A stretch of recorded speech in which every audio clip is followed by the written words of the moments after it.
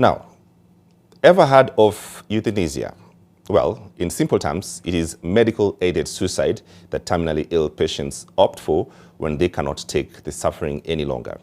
In Kenya, a man who has lived with sickle cell anemia for 28 years wants to undergo euthanasia, but he cannot because the procedure is not legal here.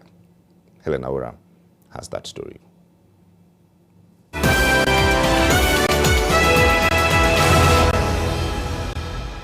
Life, they say, is not a bed of roses. It has ups and downs, the good and the bad times. But imagine reaching a point when all you just want is to end your journey. Well, this is the story of 28-year-old Mudikiza, a sickle cell patient who thinks he has suffered long enough and now wants doctors to end his life. So determined is he that he has sought and received support from a Belgian organization to perform euthanasia, the aided killing of patients. Well, what does Joe's life story tell us about the terminally ill in Kenya? And what can doctors and those close to him do to save his life? I come from a family of 5 siblings. I'm the second born. And I'm the only one who had sickle cell. When I was still in primary school, I used to have medication all the time, and I had a timetable for the medicine. And I kept on asking my mom why I'm on medication, and she always told me that I was a special child. When I was in high school, that's when I was told I had sickle cell. I was in and out of school. Most of the time, everybody was avoiding me because they did not understand what it was and what I was going through. So whenever I was in pain or I had a pain crisis, everybody would move away. So there will be rumors around the school, I'm a devil worshipper or something, I'm in a cult.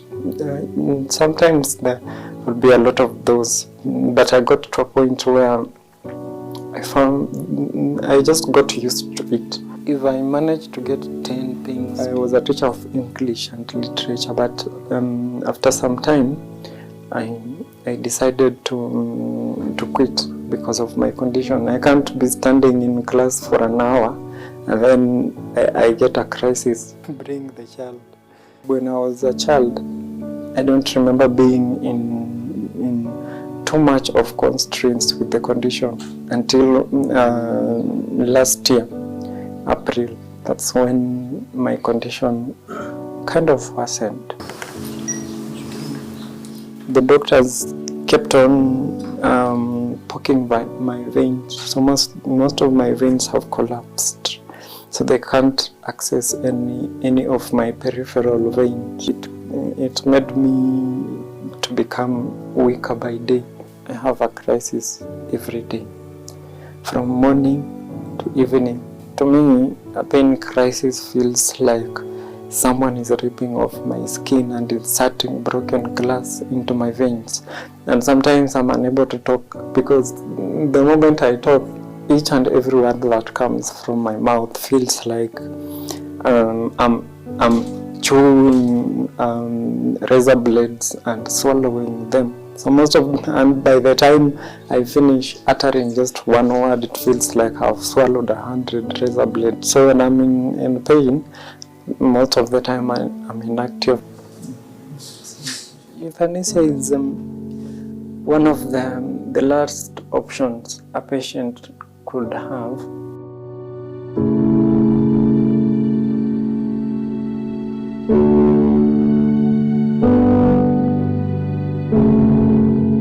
In most cases, not in most cases, in all cases, is a patient who has to decide without being coerced.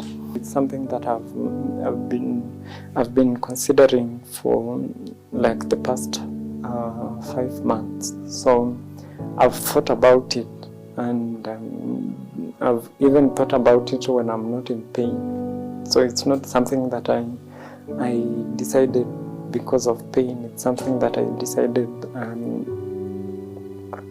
that I really want to do it to get my peace. Of course, when I applied for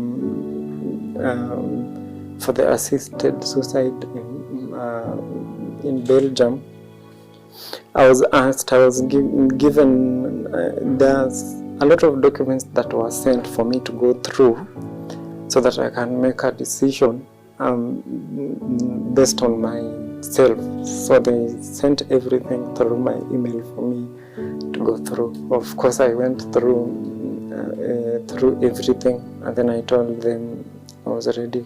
I got a form that was supposed to be signed by two of my attending doctors, and a therapist.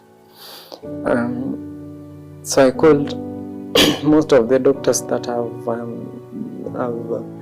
I've talked to. All of them declined, but then I replied to Belgium and told them that all my physicians have declined to sign. But then they gave me a way out. They told me that I can travel to Belgium and then be evaluated by Belgian doctors. Most people had the idea that ending life is aimed at alleviating pain and suffering.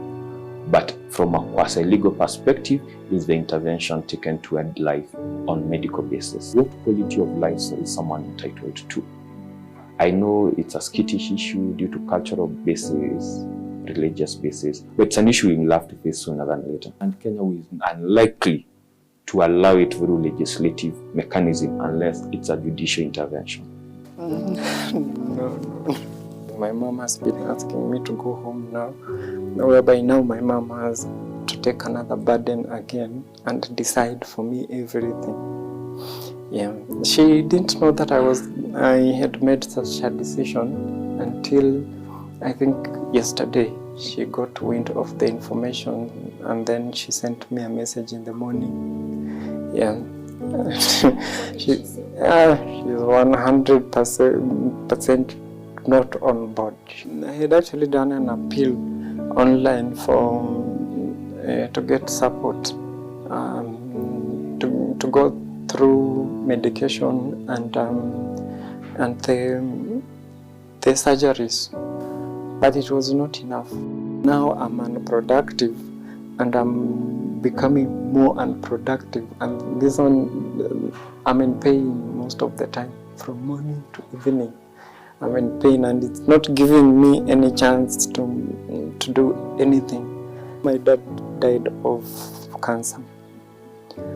So I saw him when he got to a point where he was in hospital, and he got to a point where he's the strongest person I had seen since I was a child. But it got to a point where he could even cry like a child, because now he's unable to take care of himself. He can't go to the toilet by himself. He has to be assisted by my mom. So I didn't want to go until a point where I'm like my dad. My kids are going to see me like that strong person who is no longer strong anymore. I'm still going through the process. The only thing that is remaining is to get a visa, because I've already submitted everything that was needed, including the evidence and proving that beyond reasonable doubt that I'm qualified for the process.